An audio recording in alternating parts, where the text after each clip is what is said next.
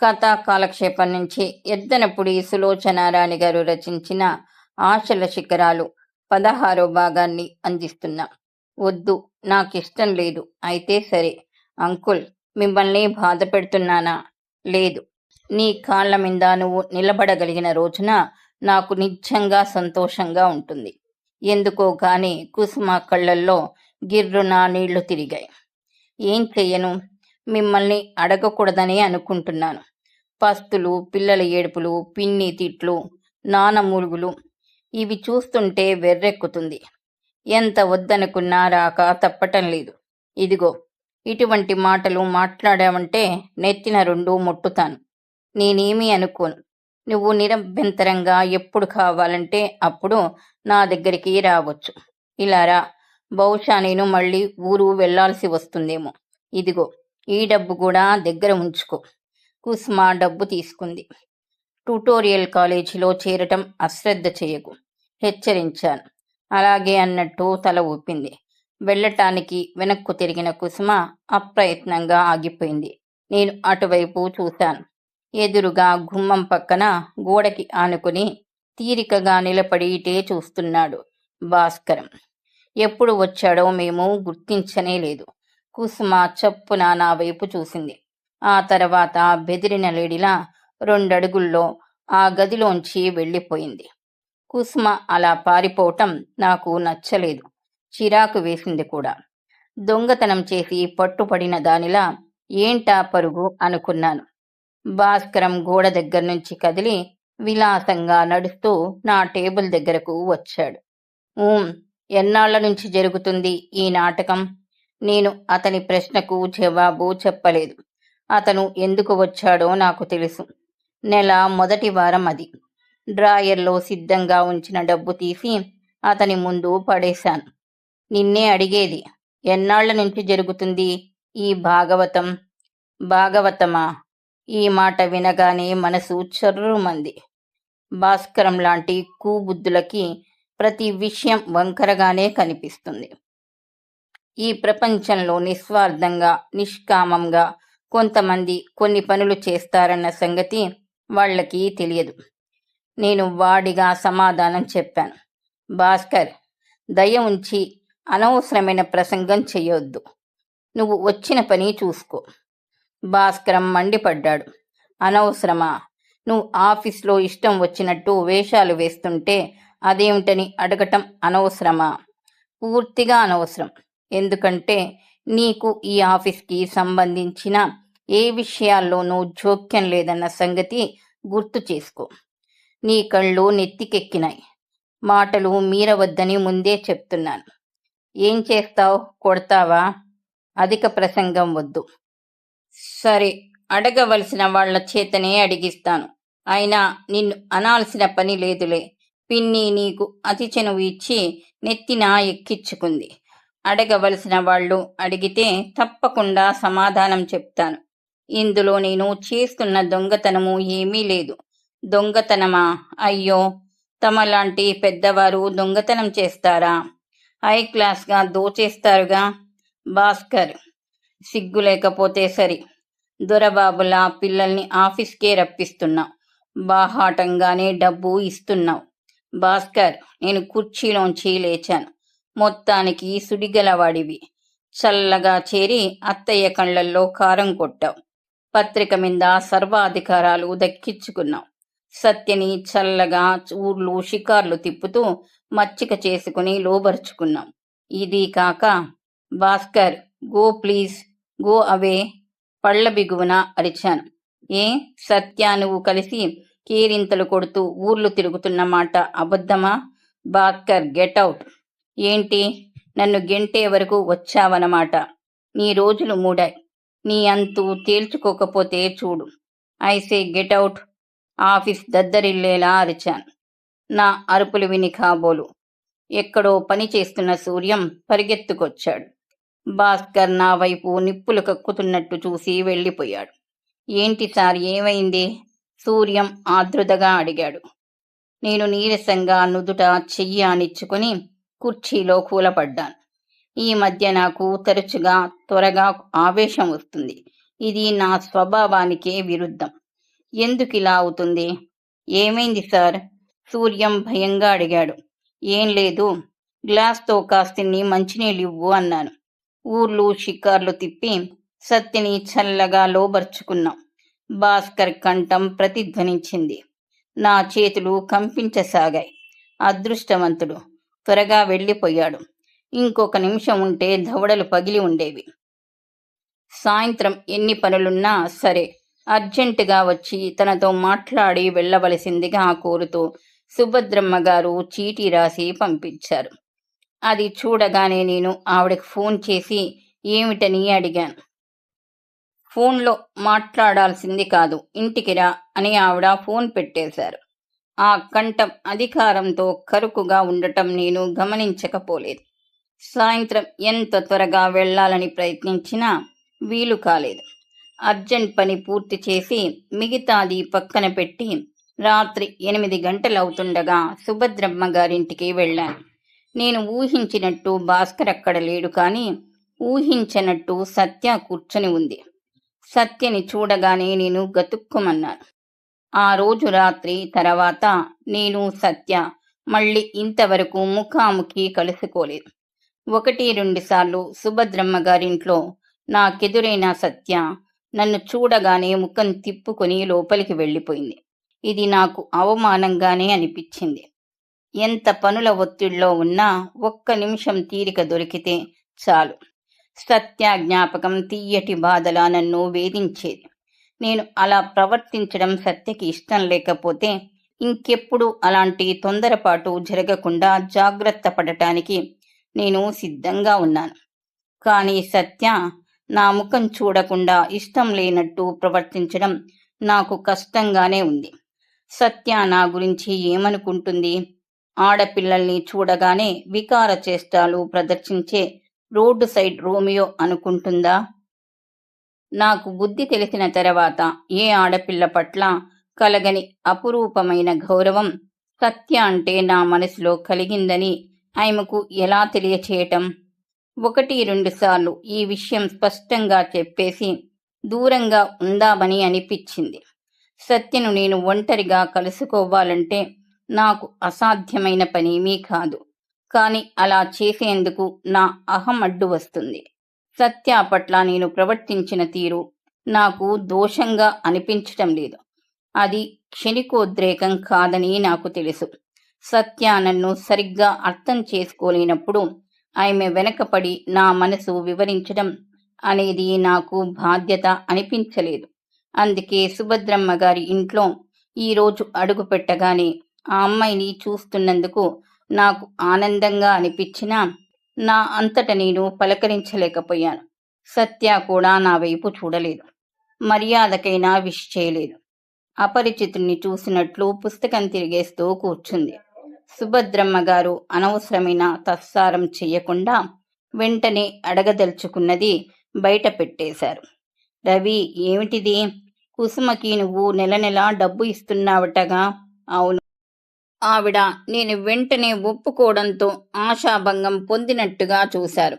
ఉద్యోగం చూపించావంటే అర్థం ఉంది, కానీ డబ్బు ఇవ్వడం అంటే? కుసుమ చిన్నపిల్ల, తండ్రికి ఒంట్లో బాగుండలేదు. కుటుంబ భారమంతా ఆ అమ్మాయి మీద ఆధారపడి ఉంది. కుసుమకి సహాయం చేయాల్సిన బాధ్యత నాకుందని అనుకున్నాను. కుసుమకి అంతమంది బంధువులు, తెలిసిన వాళ్ళు ఉండగా అది నా స్వవిషయం. మీకు సంబంధించినంత వరకు నేను పత్రిక డబ్బేమీ దుర్వినియోగం చేయటం లేదు. కుసుమకి ఇచ్చే డబ్బు నా జీతంలోది. రవి, ఎంత చిత్రంగా మాట్లాడుతున్నావు. నువ్వు ఏ డబ్బు ఇస్తున్నావని నేను అడగటం లేదు. ఎందుకు ఇస్తున్నావని మాత్రం అడుగుతున్నాను. ఎందుకు అనేది అర్థం లేని ప్రశ్న. నా జీతం నా ఇష్టం వచ్చినట్టు ఖర్చు పెట్టుకునే అధికారం నాకుంది. ఒక్క మాట అడుగుతాను, మీరు సూటిగా జవాబు చెప్పండి. మీకు నా వ్యక్తిత్వం మీద నమ్మకం ఉందా లేదా? సంపూర్ణంగా ఉంది. కాబట్టే ఆ రోజు నువ్వు అడగగానే ధైర్యంగా సత్యని నీ వెంట పంపగలిగాను. అప్రయత్నంగా నేను చప్పున సత్య వైపు చూశాను. సత్య పుస్తకం టీపాయ్ మీద గిరాటు కొట్టినట్టు పడేసి హఠాత్తుగా ఏదో గుర్తుకు వచ్చిన దానిలా అక్కడి నుంచి వెళ్ళిపోయింది. సత్య పడేసిన ఆ పుస్తకం టీపాయ్ మీద కాకుండా నా ముఖాన విసిరికొట్టి వెళ్ళినట్టుగా ఫీల్ అయ్యాను నేను. సుభద్రమ్మ గారు నిష్ఠూరంగా అన్నారు. రవి, కష్టంలో ఉన్న వాళ్ళని ఆదుకోవటం తప్పని నేను అనటం లేదు. కానీ ఆ ఆదుకోవటం అనేది మన మీద మనం మసిపూసుకోవడం కాకూడదు. మంచి మనసుతో నువ్వు నిష్కల్మషంగా ఉన్నావనుకుంటే చాలదు. అది ఎదుటి వాళ్ళ దృష్టిలో ఎలా ఉంటుందో ఆలోచించాలి. చూసేవాళ్ల దృష్టి వంకరగా ఉంటే నేనేం చేస్తాను? పొరుగువాడికి సహాయపడు అన్న దృష్టితో నేను కుసుమకి సహాయం చేస్తున్నాను. అది మీ అందరి దృష్టికి వికృతంగా తోస్తే నేనేం చెయ్యలేను. మీకు భయపడి కుసుమకి రహస్యంగా సహాయం చేయాల్సిన కర్మ నాకు లేదు. రవి, ఎంత పరాయిగా మాట్లాడుతున్నావు. మన ఇద్దరి మధ్య ఉన్న అనుబంధం ఇంతేనన్నమాట. నీ విషయంలో ఏదైనా పొరపాటు కనిపిస్తుంటే వేలెత్తి చూపే అధికారం పెద్దదానిగా నాకు లేదన్నమాటేనా? ఇదేనా నువ్వు నాకు చెప్పేది? మిమ్మల్ని నేను తల్లి కంటే ఎక్కువగా చూసుకుంటున్నానని మీకు తెలుసు, నాకు తెలుసు.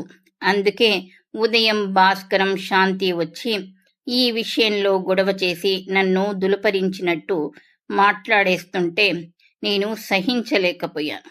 శాంతి ఆశ్చర్యంగా చూశాను. శాంతి ఇప్పుడు మన భాగస్వామి అన్న సంగతి నీకు తెలుసు.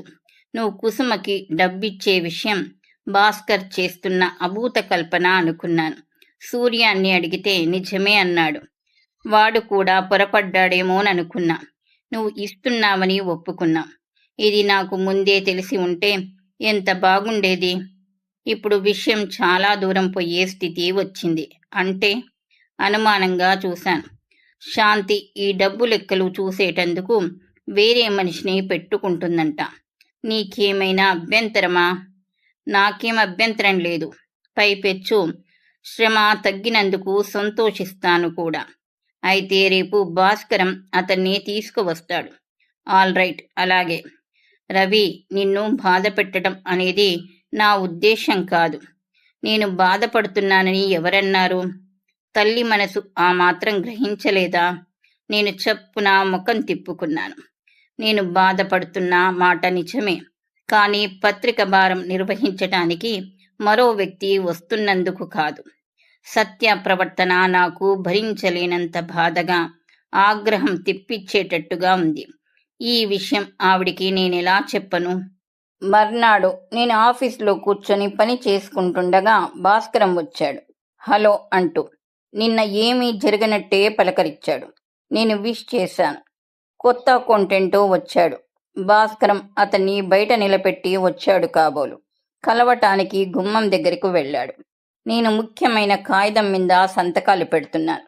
ఏ కాగితాలైనా సంతకం పెట్టాల్సి వస్తే అవి 1-2 సార్లు జాగ్రత్తగా చదవటం నాకు అలవాటు. ఇప్పుడు కూడా ఆ అలవాటు ప్రకారం ఆ కాగితాలన్నీ తదేకంగా పరిశీలిస్తున్నాను. భాస్కరం అతను లోపలికి వచ్చారు. కాగితాలు చదవటం పూర్తి చేస్తున్న నేను తలెత్తకుండానే వారిని కూర్చోమని చేత్తో సంజ్ఞ చేశాను. వాళ్ళు కూర్చోలేదు. నేను సంతకం పెట్టడం పూర్తయింది. ఈయనే మన కొత్త అకౌంటెంట్. భాస్కరం పరిచయం చేశాడు. Glad to meet. తలెత్తి అనబోయిన నేను మాట మధ్యలో ఆగిపోయాను. నా ఎదురుగా నిలబడి ఉన్న వ్యక్తి ఎవరో కాదు, గోపాలం. నాకు ఒక్కసారి చెప్పలేనంత ఆశ్చర్యంతో పాటు సంతోషం కూడా కలిగింది. ఇక్కడికి రాబోయే వ్యక్తి గోపాలం అయి ఉంటాడని నేను కలలో కూడా అనుకోలేదు. ఒక్క అడుగులో వెళ్ళి అతన్ని గాఢంగా కౌగలించుకోవాలని అనిపించింది. కానీ ఎలాగో తమాయించుకున్నాను. చివరికి నవ్వుతూ చిలిపిగా అన్నాను, dear mister accountant, very very glad to meet you. ఈ రూపేణ అయినా నువ్వు నాకు దగ్గరవుతున్నావు అంటూ చెయ్యి చాచాను. గోపాలం కూడా నవ్వాడు. కానీ అతని నవ్వులో జీవం లేదు. అతను నా చెయ్యి అందుకోలేదు. స్నేహపూరితంగా ఆనందంగా ముందుకు వెళ్ళిన నా చెయ్యి గోపాలం అందుకోకపోవడంతో మెల్లగా కిందకు వాలిపోయింది. గోపాలం ఆఫీస్లో జాయిన్ అయిన తర్వాత నాకు పని ఒత్తిడి తగ్గిన మాట నిజమే, కానీ బొత్తిగా మనశ్శాంతి లేకుండా పోయింది. గోపాలం పూర్తిగా నన్ను అపరిచితుడిగా తన పై అధికారిగా చూస్తున్నాడు. మొట్టమొదట ఇది నాకు చాలా కష్టంగా తోచింది. తర్వాత చిర్రెత్తుకు రాసాగింది. కావాలని ఇలా దూరం ఏర్పరచుకొని అతను పొందుతున్న లాభం ఏమిటో అర్థం కాక ఆశ్చర్యం కలగసాగింది. శాంతి చాలాసార్లు సాయంత్రం వేళలా ఏ బజారు నుంచో ఇంటికి వెళుతూ గోపాలాన్ని తన కారులో తీసుకుపోయేది. సీత పిల్లలు ఎలా ఉన్నారో చూడాలని నా మనసు తహతహలాడుతున్న మాట నిజమే కాని 4 సార్లు అడిగినా ఆఫీసు విడిచి నా గదిలోకి వచ్చి ఒక్క గుక్క కాఫీ తాగి వెళ్ళని గోపాలం ఇంటికి నేను ఏ ముఖం పెట్టుకుని వెళ్తాను? ఒకప్పుడు గోపాలం కూడా వచ్చి ఈ ఆఫీసులో చేరితే బాగుండునని నేను ఎంతగానో ఆశించాను. అతన్ని ఒత్తిడి చేశాను కూడా. కానీ ఏ కారణం చేతనో గోపాలం ఒప్పుకోలేదు. కానీ నా మాట కాదని తిరస్కరించిన కొద్ది రోజులకే మళ్ళీ వచ్చి ఈ ఆఫీసులో చేరాడు. వచ్చినప్పటి నుండి అతని ప్రవర్తన, ముఖంలో రాయిలాంటి ఆ కఠినత్వం చూస్తున్న కొద్దీ అతను ఈ పనికి మనస్ఫూర్తిగా రాలేదని, ఇందులో శాంతి బలవంతం ఉందేమోననే అనుమానం రాసాగింది. పోని అలాంటిదేదైనా ఉంటే మనసు విప్పి నాతో చెప్పవచ్చుగా. అది చేయడం లేదు. ఏదో తప్పు పని చేసి పశ్చాత్తాపంతో తనని తానే నిర్దయగా శిక్షించుకుంటున్న మౌనిలా ఉన్నాడతను. ఒకప్పటి ప్రాణమిత్రులం అయిన మేమిద్దరం ఒకే చోట 4 గంటలు పనిచేస్తూ బొత్తిగా అపరిచితుల్లా మసలడం అనేది నాకు నరకయాతనగా ఉంది. ఈ బాధ తప్పించుకోవటానికి నెలలో చాలా భాగం టూరు ప్రోగ్రాం కల్పించుకుని ఊళ్ళో ఉండకుండా పారిపోయేవాడిని. ఒక్కోసారి కోపం కొద్దీ గోపాలం మీద కసి తీర్చుకోవటానికి అంతకంటే మార్గమేమీ దొరకనట్టు అతని పై అధికారిగా ప్రవర్తించేవాడిని. కానీ తర్వాత ఇది ఇంకో రకంగా నన్ను వేధించుకోవటం తప్ప అతనికి కించిత్తు బాధ కూడా కలగటం లేదని తెలుసుకొని మానేశాను. గోపాలం మనసు విప్పి చెప్పటం లేదు కానీ అతనికి శాంతికి మధ్య ఏదో జరిగింది. శాంతి గుప్పట్లో అతను చిక్కాడు. అదేమిటో తెలుసుకోవటానికి నేను విశ్వ ప్రయత్నం చెయ్యసాగాను. నాకు తెలిసినంత వరకు వారిద్దరి మధ్య శారీరకమైన సంబంధమేమీ లేనట్టే తెలుస్తుంది. మరి ఇంక శాంతి ఏ విషయంలో అతన్ని కట్టిపడేసినట్టు? ఇదే నాకు అర్థం కావటం లేదు. ఒకసారి గోపాలం కబురు పంపినట్టుగా అతని ఇంటికి సూర్యాన్ని పంపి సీత పిల్లల గురించి తెలుసుకున్నాను. సీత పిల్లలు ఊరు వెళ్ళిపోయి 2 నెలలకి పైగా అయిందని సూర్యం వచ్చి చెప్పగా విని ఆశ్చర్యపోయాను. ఒకప్పుడు బాగాలేమిలో ఉన్న గోపాలం సీత ఎంతో అన్యోన్యంగా ఉండేవారో నేను కళ్ళారా చూశాను. గోపాలం సుస్థి పడినప్పుడు సీత వంట చేసి ఆ ఇండ్లు గుంబనంగా గడిపిన రోజులు గుర్తుకు వచ్చాయి. నేను పేకాడి డబ్బు తెచ్చి ఇచ్చి ఆ కుటుంబాన్ని ఆదుకున్న సంఘటన నా కళ్ళ ముందు కదిలింది. అప్పుడెంతో ఆత్మీయంగా ఎంతో సంతోషంగా ఉన్నాం. చిన్నగా సాగుతున్న ఆ సంసారంలో అపశృతిలా అరిష్టంగా శాంతి ప్రవేశించటానికి నేనే కారణం. నా మూలంగా కాకపోతే శాంతి గోపాలానికి పరిచయం అయ్యేదే కాదు. ఎలా జరిగిందో కానీ శాంతి పరిచయంతో జీవితం పట్ల గోపాలం దృక్పథం సడన్గా మారింది. ఈ మార్పు భయంకరమైంది. స్వార్థం కళ్ళకి పొరలు కప్పే దశలో తన చుట్టూ ఉన్న వాళ్ళ మనశ్శాంతిని నిర్దయగా ఆహుతి కొనే మహర్దశ అది. ఎంతైనా గోపాలం మిత్రుడు. అతను పెడతోవ పడుతుంటే హెచ్చరికలతో అతని కళ్ళు తెరుచుకోకపోతే 2 వాయించి అయినా సరే ఆ సంసారం నిలబెట్టాలి. దురదృష్టవశాత్తు సీతకి అన్నతమ్ముళ్ళు లేరు. తండ్రి ఉన్న వృద్ధుడు. అసలు నా అనుమానం సీత తల్లిదండ్రుల దగ్గర గోపాలం గురించి వ్యతిరేకంగా ఏమీ చెప్పి ఉండదని. మర్నాడు గోపాలం ఆఫీస్కి రాగానే నా గదిలోకి రమ్మని కబురు చేశాను. గోపాలం వచ్చాడు. ఆఫీస్ విషయాలు 1-2 మాట్లాడి అతను వెళ్ళిపోతుండగా సీత ఊరికి వెళ్ళి ఎన్నాళ్ళయింది అని అడిగాను. ఎంత యథాలాపంగా అడగాలన్నా నా కంఠంలో ఆగ్రహం అణుచుకోవటం అసాధ్యమే అయింది. 2 నెలలయ్యింది. ఆఫీస్ లెక్కల వివరాలు చెప్పినట్టే చెప్పేసిన గోపాలం వెళ్ళబోయాడు. ఆగు అన్నాను. అతను ఆగాడు. నేను టేబుల్ దగ్గర నుంచి అతని దగ్గరికి వచ్చాను. అతనితో పోట్లాట పెట్టుకోవాలని గాని, వ్యంగ్యంగా మాట్లాడాలని గాని నాకు లేనే లేదు. సీతను నువ్వు పంపావా? సీత వెళ్ళిపోయిందా? సాధ్యమైనంత మామూలుగా అడిగాను. తానే వెళ్ళిపోయింది. ఎందుకని?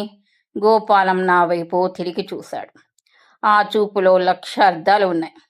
మొట్టమొదటి అర్థం, నీకు చెప్పాల్సిన అవసరం నాకు లేదు అన్నట్టుంది. రెండవది, నా సంసార విషయాలు అడగటానికి నువ్వెవడివి అన్నట్టుంది. గోపాలం వెళ్ళబోయాడు. గోపాలం ఆగ్రహంగా పిలిచాను. అతను ఆగాడు. ఏమనుకున్నాడో ఏమో. 2 అడుగులు నా దగ్గరికి వేసి తగ్గు స్వరంతో అన్నాడు. రవి, ఒక్క మాట 10 సార్లు చెప్పించుకోవటం వివేకవంతుల లక్షణం కాదు. నీకు ఇది వరకు చెప్పాను. మళ్ళీ ఇప్పుడు గుర్తు చేస్తున్నాను. మన మార్గాలు చీలిపోయాయి. ఈ మాట వినగానే నా మనసు భగ్గుమంది. అంత మాత్రాన మనుషులు మారిపోవాలా? మామూలు పరిస్థితులలో అవసరం లేదు. కానీ మనకి ఎదురైన పరిస్థితులు వేరు. ఏమిటా పరిస్థితులు? నాకేం కనిపించటం లేదే.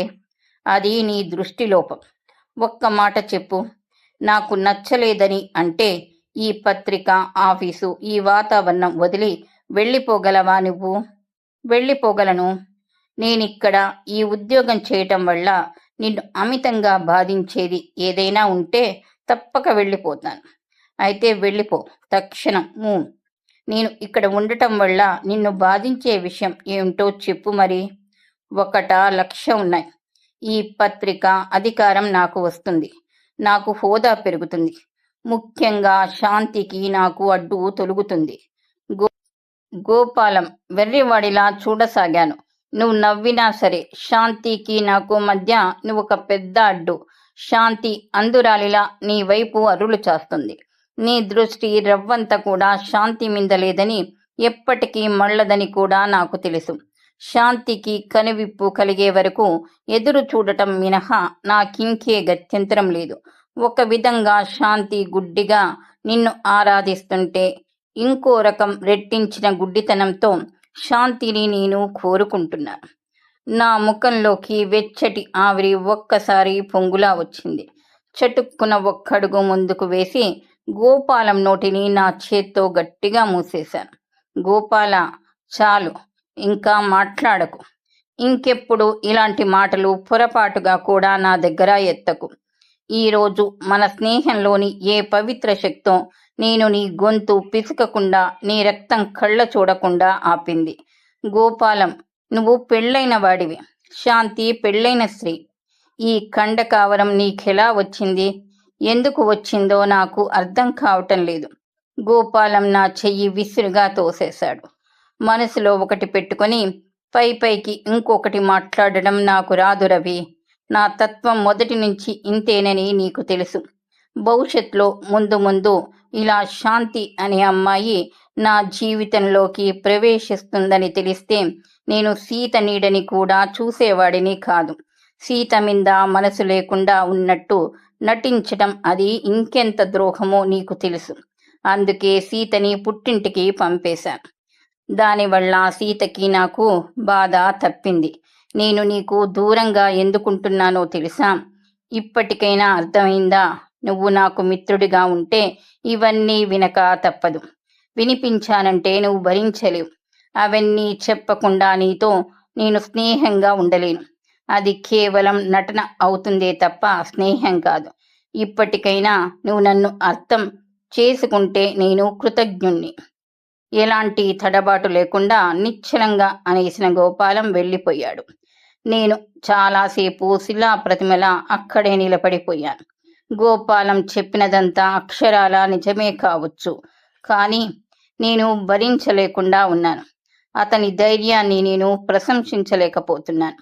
భవిష్యత్తులో శాంతి అనే అమ్మాయి వస్తుందని తెలిస్తే సీత నీడ కూడా చూసేవాడు కాదంట. ఇదే అనుభవం సీతకెదురైతే, సీత ఇంకో వ్యక్తిని చూసి గోపాలాన్ని ఇలాగే తృణీకరిస్తే నిజమేలే అని తొలగిపోగలుగుతారా? మనిషికి ఆలంబన అనేది అవసరం కాదా?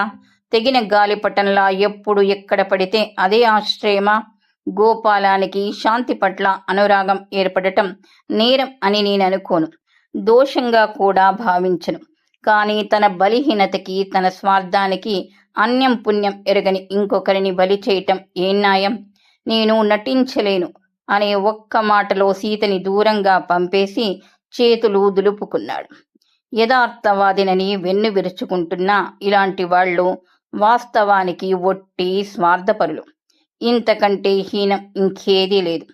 సీత గోపాలం సంసారంలో కలతలు రేగి సీత ఊరు వెళ్ళిపోయినప్పటి నుంచి నా మనసులో లేదు. ఏ విధంగానైనా సరే వాళ్ళిద్దరి మధ్య ఈ స్పర్ధలు తొలగి మళ్ళీ ఒకటి కావాలి. నా మీద ప్రతీకారం తీర్చుకోవటం కోసం శాంతి గోపాలాన్ని చదరంగంలో పావులా తిప్పడం నాకెంతో అశాంతిగా, బాధాకరంగా ఉంది. శాంతికి నిజంగా గోపాలం పట్ల ఆకర్షణ కలిగి ఉంటే అలా అంటి ముట్టనట్టుగా, అంది అందనట్టుగా ఉండేది కాదు. యజమాని ఉద్యోగి సంబంధం అస్సలు ఏర్పరిచేది కాదు. తనతో భాగస్వామిగా కలుపుకునేది. అతని వ్యక్తిత్వం పట్ల, తెలివితేటల పట్ల తనకు కలిగిన గురిని, అభిమానాన్ని ఏదో విధంగా 1000 నోళ్ల అందరి ముందు చాటి ఉండేది. ఒక విధంగా జీవితం పట్ల, మరో విధంగా సంఘం మీద కసితో ఉన్మాదంగా ఉన్న గోపాలానికి నేను చేస్తున్న హెచ్చరికలు చెవిటివాడి ముందు శంఖం ఊదినట్టు అవుతున్నాయి తప్ప ప్రయోజనం కనిపించటం లేదు. గోపాలం చూపిస్తున్న ఈ మూర్ఖత్వానికి అమాయకులైన సీత పిల్లలు బలిపశువుల్లా ఆహుతి అయ్యే ప్రమాదం కనిపిస్తుంది. ఈ సంసారం ఏ ఒడిదొడుగులు లేకుండా మళ్ళీ స్థిరంగా నిలబడాలంటే అది ఒక్క సీత చేతిలోనే ఉంది. భర్త వక్ర మార్గం పట్టినందుకు ఆగ్రహపడకుండా సహనంతో ప్రవర్తించాలి. సీత ఈ విషయంలో ఓర్మి వహించలేదని, తొందరపడిందని నేను అనుకోను. పిల్లల కోసం అవసరమైతే అభిమానం కూడా త్యాగం చెయ్యాలి. గోపాలంలో ప్రస్తుతం ఉన్న మంచిని గురించి జ్ఞాపకం చేస్తూ, సీతకి కర్తవ్యం బోధిస్తూ 2-3 ఉత్తరాలు రాశాను. వాటికి వెంటనే కాకుండా బాగా ఆలోచించుకుని ఉత్తరం రాసినట్టుగా సీత దగ్గర నుంచి ఆలస్యంగా జవాబు వచ్చింది. ఉత్తరం చాలా క్లుప్తంగా, నేను నిరాశపడేంత చిన్నదిగా ఉంది. అందయ్య గారికి, నేను చాలా దురదృష్టవంతురాలిని. నా మార్గాన నన్ను వదిలేయండి. నేను బాగా ఆలోచించే ఆయనకి దూరంగా ఉండటానికి నిశ్చయించుకున్నాను. నా మీద మీకున్న అభిమానానికి సర్వదా కృతజ్ఞురాలిని, సీత అని ఉంది. 3-4 వాక్యాల్లో సీత పడుతున్న ఆవేదన, నిస్సహాయత్వం నా కళ్లకు కట్టినట్టు కనిపించసాగాయి. ఇంకా ఉత్తరాలతో లాభం లేదు. స్వయంగా వెళ్ళి ముఖాముఖి వాదించో, మందలించో ఒప్పించి తీరటానికి నిశ్చయించుకున్నాను. నేను సీతని చూడటానికి ప్రత్యేకంగా వెళదామని అనుకుంటూ ఉండగానే అక్కడికి దగ్గరలో ఉన్న పట్టణంలో నాకు పని కూడా కలిసి వచ్చింది. ఆఫీస్ పని అనుకున్న దానికంటే త్వరగా ముగించుకొని సీత ఉన్న ఊరు వెళ్ళాను. ఊరు చిన్నది కావటం వల్ల ఇల్లు గుర్తుపట్టటం నాకేమంతా కష్టం అనిపించలేదు. ఎవరిని అడగకుండా సరాసరి ఇంటికి వెళ్ళగలిగాను. నేను వెళ్ళేసరికి ఇంటి ముందు పాప పిల్లలతో కలిసి బొమ్మలాట ఆడుతుంది. నన్ను చూడగానే బొమ్మలు కింద పడేసి, అమ్మా మామయ్య వచ్చాడే అంటూ లోపలికి పరిగెత్తింది. ఆ ఇంట్లో ఎవరెవరున్నారో నాకు తెలియదు. నేను తటపటాయిస్తూ బయట నిలబడిపోయాను. సీతా పోలికలు బాగా కనిపిస్తున్న ఒక ముసలావిడ బయటికి వచ్చి, ఎవరు బాబు మీరు అంది. నా పేరు రవి, సీతా భర్త గోపాలం స్నేహితుణ్ణి.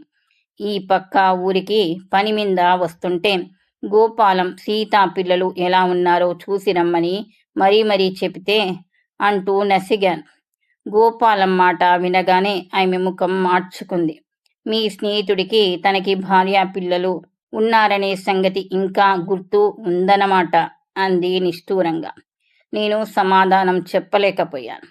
ఇంతలో సీత గబగబా బయటికి వచ్చింది. లోపల ఏదో పని మధ్యలో వదిలేసి చేతులు కడుక్కొని వచ్చినట్టుగా కొంగు తుడుచుకుంటూ వచ్చింది. నన్ను చూడగానే సీతా ముఖంలో నమ్మశక్యం కాని ఆశ్చర్యంతో పాటు ఆప్త బంధువుని చూసిన ఆనందం కూడా కనపడింది. రండి లోపలికి. ఎప్పుడు వచ్చారు ఊరు నుంచి? గొంతులో తడబాటు స్పష్టంగా కనిపిస్తుంది. నేను లోపలికి వచ్చి అక్కడ గోడవారగా ఉన్న కుర్చీలో కూర్చున్నాను. ఇంతలో వాకిట్లో ఆడుకుంటున్న పిల్లలెవరో కింద పడి ఏడుపు సాగించటంతో ఎవరే అది అంటూ ముసలావిడ బయటికి వెళ్ళింది. అంతా బాగున్నారా అని అడిగింది సీత. ఆ అన్నాను. అంతా అని అడగటంలో ఎవరి గురించో నాకు తెలుస్తూనే ఉంది. సీత వెంటనే ఏం మాట్లాడలేదు. తల వంచుకొని నిలబడింది. నేను ఏం చెప్పలేకపోయాను. తల్లి కొంగు పట్టుకొని నిలబడిన పాపని దగ్గరికి రమ్మని పిలిచి వెంట తెచ్చిన బిస్కెట్లు, చాక్లెట్ ప్యాకెట్లు ఇచ్చాను. బాబు ఎడి అని అడిగాను. తమ్ముడికి జ్వరం అంది పాప. నేను సీత వైపు చూశాను. వారం 10 రోజుల నుంచి జ్వరం. మూసిన కన్ను తెరవడం లేదు అంది. ఏమిటి సుస్థి? ఆదృతగా అడిగాను. సీత వెంటనే జవాబు చెప్పలేదు. ఇలా రండి లోపలికి, బాబుని చూద్దురుగాని అంది. నేను లేచి సీతని అనుసరించి వెళ్ళాను. లోపల 4-5 ఆడవాళ్లున్నారు. ఏదో విషయం గురించి వాళ్ళు గట్టిగా వాదించుకుంటూ ఘర్షణ పడుతున్నారు. నేను లోపలికి అడుగు పెట్టగానే అందరూ కేకలు మానేసి నా వైపు ప్రశ్నార్థకంగా చూశారు. సీత వాళ్ల వైపు చూడకుండా నేనెవరో వాళ్ళకి చెప్పకుండానే రండి అంటూ లోపలికి తీసుకెళ్ళింది. గది మంచం మీద పడుకున్న బాబుని చూడగానే నేను నీరుగారిపోయాను. చిక్కి శల్యమై అస్థిపంజరంలా ఉన్నాడు. చప్పున దగ్గరికి వెళ్ళి నుదుటి మీద చెయ్యి వేసి చూశాను. జ్వరం అంతగా ఉన్నట్టు లేదు. మాగన్నుగా పడుకున్నాడు. జ్వరం ఉన్నట్టు లేదే అన్నాను. సీత నా ప్రశ్నకు జవాబు చెప్పడం ఇష్టం లేని దానిలా అక్కడున్న స్టూలు మంచం దగ్గరికి జరిపి కూర్చోండి, ఇప్పుడే వస్తా అంటూ లోపలికి వెళ్ళిపోయింది. నేను ఇంకోసారి నుదురు పొట్ట తాకి చూశాను. పొట్ట మీద చెయ్యి తగలగానే బాబు కళ్ళు తెరిచాడు. బాబు తగ్గు స్వరంతో ఎంతో ఆప్యాయంగా పిలిచాను. నేను వెళ్ళిన సమయం సాయంత్రం కావటం వల్ల బాబు ఉన్న గది బాగా లోపలికి ఉండటం వల్ల అక్కడ వెలుతురు మందంగా ఉంది. నీరసంగా మగతగా ఉన్నవాడి కళ్ళకి నేను తండ్రిలా కనిపించాను. కాబోలు నాన్న నాన్న అంటూ లేచి నా మెడ వాటేసుకున్నాడు. కూర్చొని వాడిని చేతిలోకి తీసుకుంటూ అనునయంగా చెప్పాను. బాబు, నేను అంకుల్ని అని. నీరసంగా ఉన్నవాడి కళ్ళు నా స్వరం వినగానే ఉలిక్కిపాటుగా నన్ను పరీక్షగా చూశాయి. ఆ వెంటనే ఆ ముఖంలో నిండిపోయిన నిరాశ నేను ఊహించలేనిది. కళ్ళతోనే గదంతా వెతికాడు. నాన్నెడి, నాన్న వస్తాడని అమ్మ చెప్పింది అంటూ ఏడుపు లంకించుకున్నాడు. నేను దగ్గరకు తీసుకున్న విసురుగా లేచేశాడు. లేచి కూర్చొని పక్క బట్టలు లాగి కింద పడేశాడు. కాళ్ళు మంచం మీద తన్నటం ప్రారంభించాడు. బాబు ఏడుపు వినగానే సీత పరుగున వచ్చింది. వాడిని దగ్గరకు తీసుకుని సంధాయించపోయింది, కానీ సాధ్యం కాలేదు. బాబు సీత మాటలు వినలేదు. నేనిచ్చిన బిస్కెట్ ప్యాకెట్లు తీసుకోలేదు. ఒకటే ఏడుపు. 2 నిమిషాలు సంధాయించిన సీత ఇంక భరించలేని దానిలా వాడి వీపు మీద చెల్లున 2-3 సార్లు చెరిచింది. సీత అరిచినట్టుగా బిగ్గరగా అన్నాను. చప్పున వచ్చి చెయ్యి పట్టుకున్నాను. సీత చెయ్యి విదిలించుకుంది. నాకు మొదట్లో బాధగానే ఉండేది. ఇప్పుడు అలవాటైపోయింది. ఇది రోజు జరిగే తంతే. 2 చెరిస్తే గాని ఆ ఏడుపు మానడు. సీత కోపంగా అంది. చూడండి, వాళ్ళకి ఇంత చాకరీ చేస్తున్నాను. కేవలం ఈ పిల్లల కోసమే నేను జీవత్యమంలా బతుకుతున్నాను. కానీ వీళ్లకు నేను నచ్చలేదు. ఎంతసేపు తండ్రి తండ్రి. ఆయనకు కనీసం వీళ్ళు ఒకళ్ళు బతికి ఉన్నారనే జ్ఞాపకమైనా లేదు అంటుండగానే సీత కంఠం పొంగురుపోయి దుఃఖం ముంచుకొచ్చింది. ఆ ఏడుపు నిగ్రహించుకోవటానికి అన్నట్టు చప్పున అక్కడి నుంచి వెళ్ళిపోయింది. బాబు మంచం మీద కూర్చొని కళ్ళు నిలుపుకుంటూ ఏడుస్తున్నాడు. హృదయ విదారకంగా దీనంగా అర్తిగా ఉన్న ఆ ఏడుపు నా గుండెలను కలిచివేసింది. బాబుని నా ఒళ్ళోకి తీసుకోవాలని చూశాను, కానీ వాడు రాలేదు. నన్ను తన్నాడు, గీరాడు.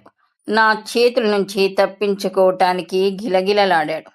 చివరికి మీ నాన్న మిమ్మల్ని నాతో తీసుకురమ్మన్నాడు. మన ఊరు వెళ్దాం. మా బాబు మంచివాడు, మనిద్దరం ఫ్రెండ్స్ కదూ, నేను మీ అంకుల్ని కదా అని చెప్పడంతో మలిమి అయి నా దగ్గరికి వచ్చాడు. సీత కాఫీ తెచ్చిచ్చింది. మీ నాన్నగారెక్కడా అన్నాను. బజారు వెళ్ళారు, ఇప్పుడే వస్తారు. బట్టలవి సర్దుకో సీత, మీ నాన్న రాగానే ప్రయాణం అవుదుగాని అన్నాను. నేనా? ఆశ్చర్యంగా చూసింది. నువ్వు ఇక్కడుంటే బాబుకి సుస్థి తగ్గదు. తండ్రి కోసం బెంగపడ్డాడని తెలుస్తూనే ఉందిగా. మీకు తెలియదు. నేను వచ్చేటప్పుడు ఆయన ఎలాంటి మాటలు అన్నారు. మళ్ళీ ఏ ముఖం పెట్టుకుని ఆ గుమ్మం ఎక్కను. పిల్లల కోసం నువ్వు ఈ అభిమానం వదులుకోక తప్పదు సీత. ఈ స్పర్ధలు, అవమానాలు ఈ పసివాళ్లకేం తెలుస్తాయి. గోపాలాన్ని చూడకపోతే బాబు దక్కడేమోనని భయంగా ఉంది. సీత తల వంచుకొని అంది. అక్కడికి వస్తే చూస్తారని ఏం నమ్మకం? నేను పిల్లలు ఆయన కంట్లో నలుసుల్లా అయ్యాం. బాబుకి ఏదైనా అయితే ఆమె ఎంత వేదన భరిస్తుందో జీరపైన కంఠమే చెప్తుంది. నేను అనునయంగా అన్నాను. సీత, గోపాలం స్వతహాగా దుర్మార్గుడు, స్వార్థపరుడు అయితే నిన్ను రాజీ పడమని నేను కలలో కూడా కోరేవాణ్ణి కాదు. గోపాలం దారి తప్పిన మనిషి. అతన్ని దారికి మళ్లించాల్సిన బాధ్యత నీకుంది. ఈ విషయంలో నీకు తోడుగా ఉండాల్సిన అధికారం నాకు ఉంది. ఈ స్పర్ధలన్నీ తొలగి పరిస్థితులు చక్కబడిన రోజున నువ్వు ఇప్పుడు చూపించే సాహసానికి, పన్నంగా పెడుతున్న ఆత్మాభిమానానికి నువ్వు గర్వపడే రోజు తప్పకుండా వస్తుంది. నా మాట విని నువ్వు బయలుదేరు. వచ్చి ఏం లాభం? అడుగుపెట్టిన క్షణం నుంచి నరకం. మేము ఎందుకు పోట్లాడుకుంటున్నామో, అయినా నా మీద ఎందుకు చేయి చేసుకుంటున్నారో పిల్లలకి అర్థం కాదు. ఇలా దూరంగా ఉంటే వాళ్ళకి కనీసం తండ్రి అంటే గౌరవం అయినా మిగులుతుందేమో. వాళ్ళ సంగతి అలా వదిలే. నీ భవిష్యత్ ఏమిటి? ఇలా ఎన్నాళ్ళుంటావు? నా శరీరంలో ఓపిక ఉన్నంత వరకు. మా అమ్మ నాన్న పెద్దవాళ్ళు అయిపోయారు. వాళ్ళ ఆశ నాకు ఎలాగో లేదు. మా పెద్దొదిన సుస్థి మనిషి. 6 పిల్లల్ని చూడాలి. నా అవసరం వాళ్ళకి ఉన్నంతకాలం ఈ ఇంట్లో ఉంటాను. ఆ తర్వాత ఏ ఇంట్లోనైనా మనిషి అవసరం కాకపోతుందా? నేను దానికి సమాధానం చెప్పబోతుండగా ఇంతలో ఎవరే సీత వచ్చారట అంటూ నడుము వంగిన ముసలైన లోపలికి వచ్చాడు. ఆయనకి కాస్త చౌడులా ఉంది. సీత బిగ్గరగా నా గురించి చెప్పి పరిచయం చేసింది. ఆయన నా దగ్గరికి వచ్చి కూర్చున్నాడు. గోపాలం బాగోగుల గురించి అడిగాడు. ఆయన కష్టనిష్ఠురాలు చెప్పసాగాడు. సీత అక్కడి నుంచి వెళ్ళిపోయింది. ముసలైన వెంటనే, నువ్వు సీతకి రాసిన ఉత్తరాలు చూశాను బాబు. ఏదో విధంగా దాని సంసారం కుదుటపడే మార్గం చూద్దు. చచ్చి నీ కడుపున పుడతాను అంటూ మొదలుపెట్టాడు. ఆయన గోపాలం గురించి ఆగ్రహపడకుండా పైపెచ్చు సమర్థించడం నాకు ఆశ్చర్యం వేసింది. అతనికి మగవాడు. బయట తిరిగేవాడికి 1,00,000 గొడవలుంటాయి. అవన్నీ తప్పులు పట్టుకుంటూ కూర్చుంటే సంసారం నిలుస్తుందా? అయినా అనకూడదు కానీ ఈ రోజుల్లో ఆడపిల్లలకు ఓర్వలేనితనం ఎక్కువ. సహనం అనే మాట లేదు. నా చిన్నతనంలో మా తాతయ్య తనకు నచ్చిన ఆడదాన్ని ఇంటికి తెచ్చుకుని కాపురం పెట్టాడు. ఎవరైనా నోరెత్తటానికి ఉందా? ఇలా ముక్కు మీద కోపం పెట్టుకొని రుసరుసలాడితే సంసారాలు నిలిచేనా? ఇప్పటికీ నేనున్నాను. ఆ తర్వాత దానికేమిటి చెప్పు అంటూ ఆవేదన వెళ్ళిబుచ్చాడు. ఆయనకు నాకు మధ్య 2 తరాల వ్యత్యాసం ఉంది. ఆయన అభిప్రాయంతో నేను ఈషన్ మాత్రం కూడా ఏకీభవించలేను. అలాగని తర్కం పెట్టుకోలేదు. నేను సీతను తీసుకువెళ్ళటానికి వచ్చానని చెప్పాను. ఆయన ముఖం చాటంతయింది. సీతను బయలుదేరమని చెప్పాను. సీత అయిష్టంగా, బలవంతంగా, గత్యంతరం లేని దానిలా, ఒక విధంగా నా మీద కోపం వచ్చిన దానిలా బయలుదేరింది. దోవలో రైల్లో చెప్పాను. సీత, నీ మనసు కష్టపెడుతున్నందుకు నాకు బాధగానే ఉంది. నువ్వు ఎక్కడున్నా నీ శరీర కష్టం మీద బతకాల్సిన దానివే. ఆ మాత్రానికి అక్కడే ఎందుకు ఉండాలి? గోపాలం మీద ఆర్థికంగా నువ్వు ఆధారపడవద్దు. నేనే ఏదైనా నీకు ఆధారం చూపిస్తాను. పిల్లలకు నీకు అతను అవసరాలు తీర్చలేనివాడు. గోపాలం అంతగా విరుచుకుపడలేడు. కొద్ది రోజులు ఓపిక పట్టు. ఒక 6 నెలలు పోని, ఒక ఏడాది, అప్పటికి లాభం లేదు అనుకుంటే గోపాలంతో నువ్వు శాశ్వతంగా విడిపోదువు గాని. నా మాటలు విన్న సీత చివరికి అలాగే అన్నట్టు తల ఊపింది. నాకు తెలుసు సీత మళ్ళీ రావటానికి కారణం నేనేనని గోపాలానికి ఈ రోజు కాకపోతే రేపైనా తెలుస్తుంది. అసలే తన విషయాల్లో కలగజేసుకోవద్దని గట్టిగా చెప్పాడు. ఈ విషయం తెలిస్తే ఇంకా మండిపడతాడు. అతను నా మీద దుయ్యబోయే కత్తులని ఎదుర్కోవటానికి నేను సిద్ధంగానే ఉన్నాను. సీతతో పాటు నేను సహనం చూపించాలి. ఎందుకంటే గోపాలం నాకు ప్రియమిత్రుడు. అతను మళ్ళీ మన దారికి రావటానికి నేను ఏది భరించటానికైనా సిద్ధంగా ఉన్నాను. ఈ విషయంలో నేను సీతకి పూర్తి అండగా నిలవటానికి దృఢంగా నిశ్చయించుకున్నాను.